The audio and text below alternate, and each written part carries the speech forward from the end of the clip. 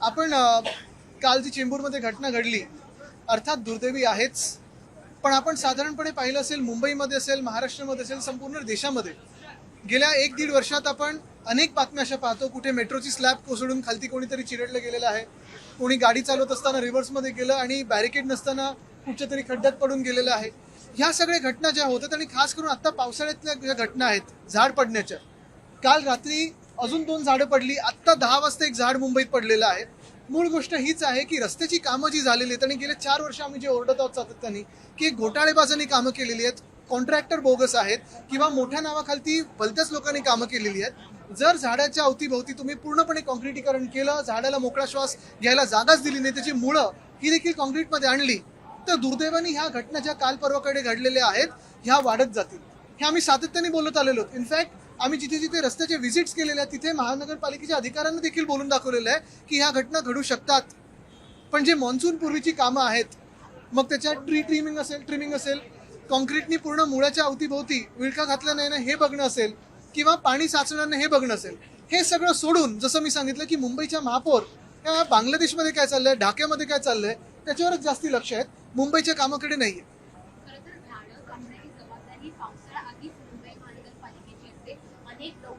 Tree ट्रिमिंगचं असेल, नाले सफाईचं असेल, अनेक आमदार सातत्याने बोलत आहेत, आम्ही देखील बोलत आहोत.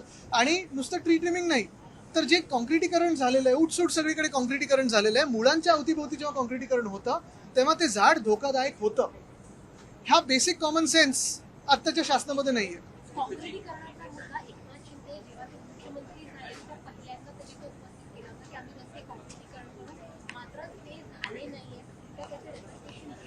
बेसिक गोष्ट अशी की त्यांचीच मुळं कुठच्या पक्षात आहेत ही खोलपर्यंत गेलीच नाहीयेत, नुसतं पैशांमध्ये बुडलेली आहेत.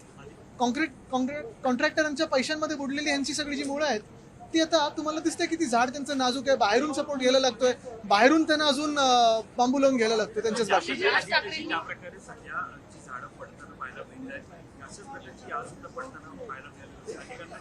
काय काय थांबणार जेव्हा कॉमन सेन्स या शासनामध्ये येईल. आपण पाहताय गेले 4 वर्ष आम्ही जे कॉन्क्रिटीकरणचा घोटाळा त्याच्या विरोधात बोलत आहोत. आता पण जर पाहिलं तर सर्रासपणे सगळीकडे कॉन्क्रिटीकरण चालू आहे. रस्त्याचं कॉन्क्रिटीकरण एका बाजूला, पण जेव्हा तुम्ही फुटपाथ किंवा रस्त्याच्या अवतीभोवती जेव्हा झाडं असतात आणि त्या मुळांच्या तिथे तुम्ही जेव्हा कॉन्क्रिटीकरण करता तेव्हा ती झाडं नाजूक होतात. अनेक ठिकाणी आपण पाहिलं असेल, परवा पण मी वरळीत एक चक्कर मारत होतो, त्या 2 झाडांना देखील मी पॉईंट आउट करून दिलेलं आहे की अरे बाबा तुम्ही हे करताय पण ह्या झाडांना तर वाचवा, त्यांची मुळंच बाहेर आली आहेत आणि मग ते वाकायला लागलीत झाडं.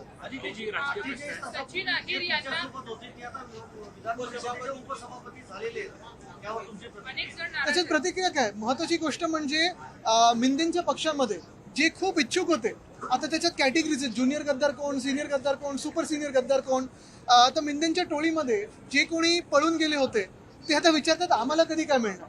पण परत एकदा मी तुम्हाला महत्वाच्या प्रश्नावर आणतो, हे सगळे जरी होत असेल तरी अनेक या राज्यामध्ये भाजपचे कार्यकर्ते आहेत, संघाचे कार्यकर्ते आहेत, त्यांनी पूर्ण जीवदान आपलं पूर्ण जीवन भाजपला अर्पित करून टाकलं होतं.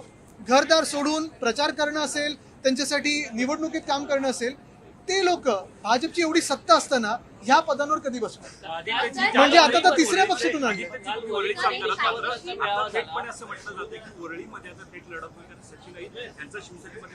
अरे माझं मत बिलकुल नाही. आमचं काम आहे आणि काम बोलतं. आमचं सगळी जी कामं आहे ती वरळीकरांना माहिती. विचारा.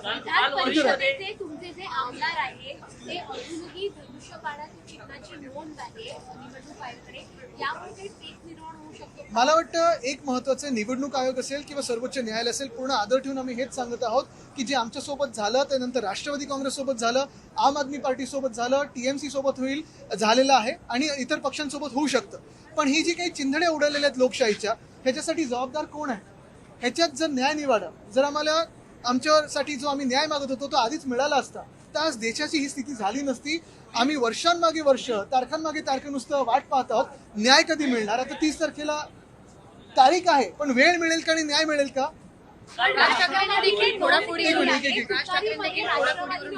टीका केलेली आहे. त्यांचं असं म्हणणं की पत्त्यांचा आता एक बंगला बांधला जातोय, सगळ्यात खालचा पत्ता मोदी आहे, ते जर एकदा निघाले की सगळे पत्ते खाली पडतील, बंगला सुद्धा पुढे. कसं? मुख्य गोष्ट हीच आहे, ते बोलतात ते एकदम अर्थात बरोबरच आहे, त्यांचं रिडिंग तर तुम्हाला माहितीच आहे. पण त्याच सोबत जे ऑपरेशन देवेंद्र चालू आहे ह्या महाराष्ट्रामध्ये, ते महाराष्ट्रालाच काय देशाला खूप धोकादायक आहे. कारण जी काही एक राजकीय अस्थिरता निर्माण झालेली आहे आपल्या राज्यामध्ये, तुम्ही पहा, तुम्ही साधे नागरिक म्हणून, तर तुम्ही एक मिनिटं पत्रकार आहात, मनातून विसरून जा, आम्ही राजकारणी लोक विसरून जा, पण नागरिक म्हणून जे काही या राज्यामध्ये चाललंय, पक्षांची तोडफोड असेल, पैसे देऊन आमदार विकत घेणं असेल, निर्लज्जपणे ह्या आज बॅनरवर उद्या त्या बॅनरवर माझ्यासोबतच तुमच्यासोबत, हा जो काही निर्लज्जपणा चालला, ही जी काही चोरी चालली आहे, किती राजकारण करायचं, काय त्याला पातळी आहे की नाही, किती खालती जायचं त्याला काही पातळी आहे की नाही. आणि हे सगळं होत असताना देशाची आर्थिक स्थिती काय आहे, राज्याची आर्थिक स्थिती काय आहे, नोकऱ्या आहेत का, तुमचं जीवनमान सुधारतंय का, ह्याच्यावर कुठेही सरकार म्हणून, शासन म्हणून लक्ष नाही देणं. कालच जी घटना घडलेली आहे, एका 11 वर्षाचं मुलाचा जीव गेलेला आहे, पण कुठेही काही चर्चा नाही, नुसतं हंगामा करायचा, आमदार विकत घ्यायचे, पक्ष फोडायचे, हे घाणेरडं राजकारण मिंदेंच्या टोळीनी असेल किंवा भाजपने सुरू केलेलं आहे. कुठे ना कुठेतरी ह्याच्यावर आपल्याला विचार करण्याची वेळ आली. सगळं प्रकरण सुप्रीम कोर्टामध्ये गेलं होतं. आता सीसीआय तुमच्या चिन्हावर निवडून आले होते. आता हे प्रकरण पुन्हा कोर्टात जाणार का? त्याला जोडूनच तुम्ही कोर्टात तर 30 तारखेची वेळ तर बघा थोडी. वळीमध्ये काल तुमच्या मेळावा पार पडला. सुनील शिंदे होते, किशोरी पेडणेकर होत्या, जवळपास 500 अधिक कार्यकर्ते होते, पण काही कार्यकर्ते सचिन सोबत जातील देखील असं बोललं जातंय. कसं तुम्ही पुनर्बांधणी वळीची करणार? अरे बोललं तर त्याच्यावर आमचे लक्ष नाहीये. मुख्य गोष्ट हीच आहे की संपूर्ण महाराष्ट्रामध्ये आपण आत्ताचा पण दौरा पाहिला असाल, जी जनता आहे ती उद्धव बाळासाहेब ठाकरे ह्या नावावर विश्वास ठेवते. चित्र असं आहे की वरळीची निवडणूक ही सचिन विरुद्ध आदित्य ठाकरे, काय कसं जाऊ दे, त्यांचा कालचा मेसेज थोडा वेगळा होता, पण मुख्य गोष्ट हीच आहे की लढो अथवा न लढो, आमच्या कामावर विश्वास आहे, आमच्या पक्षावर विश्वास आहे आणि जनतेवर विश्वास आहे. मुख्य गोष्ट हीच आहे की तुम्हाला परत एकदा मी एका महत्वाच्या विषयावर आणतो की हे सगळं होत असताना जे आमदार किंवा जे खासदार आज मिंदेंसोबत जात आहेत किंवा भाजपसोबत जात आहेत, त्यांनी जनतेला फक्त एवढं उत्तर द्यावं की जे अयोध्या लुटत आहे, जे उज्जैनची भूमी लुटत आहेत, तुम्ही त्यांच्या मांडीला मांडी लावून कसे बसू शकता. इंग्लिश पण आत्ताच विचारा, नंतर बाहेर नको. ते बघा थांबलेत तिथे. महापालिकेमध्ये आणखीन एक भ्रष्टाचार समोर आलेला आहे. ट्रॅश प्रणालीमध्ये घोटाळा होत असल्याचं समोर आलेलं आहे, जो समुद्र किनारी ढीग असतो त्यामध्ये अधिकारी आणि जे कर्मचारी आहेत मोठ्या प्रमाणामध्ये भ्रष्टाचार करत असल्याचं समोर आलं. भ्रष्टाचाराची अनेक प्रकरणं आम्ही लोकांसमोर आणलेली आहेत, पण ह्या शासनामध्ये जर भ्रष्टाचार तुम्ही केला, भाजपच्या सत्तेत जर तुम्ही भ्रष्टाचार केला, तर तुम्हाला मंत्री बनायला किंवा मुख्यमंत्री बनायला अधिकची संधी असते. तर त्या अधिकाऱ्यांनी लवकरात लवकर भाजपाच्या वॉशिंग मशीनमध्ये ऍप्लिकेशन द्यावं. ते कदाचित ऑपरेशन देवेंद्र फडणवीस नंतर मुख्यमंत्री बनू शकतात. त्याच्यावर मी असं पत्र आता अध्यक्षांना मी लिहिणार आहे, कारण हा सायबर क्राईम आहे. आमदारांचं स्वतःचं फेशियल रेकग्निशनसाठी कुठेही कन्सेंट न घेता तुम्ही आमचं फेसेस म्हणजे आमचे चेहरे वापरलेले आहात त्याच्यावरनं फेशियल रेकग्निशन करतात, पण उद्या जर ह्याचा डीप फेक झाला किंवा कोणाचा बँक अकाउंट किंवा कोणाचा फोन हॅक झाला, तर ह्याला जबाबदार कोण असतील? अध्यक्ष असतील का, ज्यांनी निर्णय घेतला, की कुठच्या कंपनीकडे आहे, फायरवॉल काय लावले तुम्ही, पासकोड काय लावले, सिक्युरिटी काय, ह्याच्यावर खरं तर हे सायबर क्राईम आहे मोठं.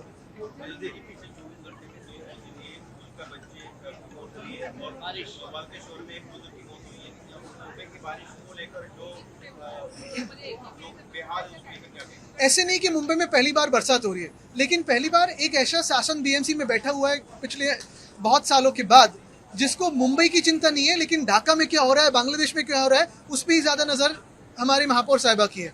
और यही बात दुर्भाग्यपूर्ण है कि वो हम जो पहले से बताते आए थे, हमारे जो एक्सपीरियंस है उनसे बताते आ रहे थे, कोई ना कोई तो सीख ले. रास्तों के काम कैसे होने चाहिए, सेफ स्टेज पे कैसे लाते हैं, या ये जो कल की घटना है वो कैसे ना हुए, लेकिन इनका ध्यान पूरा राजनीति कैसे हो, पोलराइजेशन कैसे हो, उसी पे है.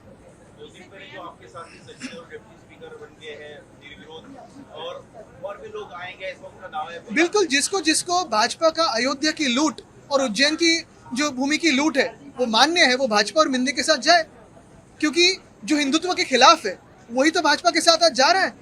क्या आप सोच सकते हैं कि रामलला के मंदिर में कभी भ्रष्टाचार हो सकता था? लेकिन जो भाजपा ने और संघ ने जो लोग बिठाए उन्होंने तो भ्रष्टाचार किया है. क्या आप सोच सकते थे कि मध्य प्रदेश के मुख्यमंत्री स्वयं वहां की भूमि की लूट कर सकते थे? लेकिन उन्होंने तो की है, ये तो मीडिया ने सामने लाया है. तो जिन को जो हिंदू विरोधी है वही भाजपा के साथ जा सकता है और मिंदे के साथ जा सकता है. लोकशाही मराठी ऐका, पहा, जागरूक रहा.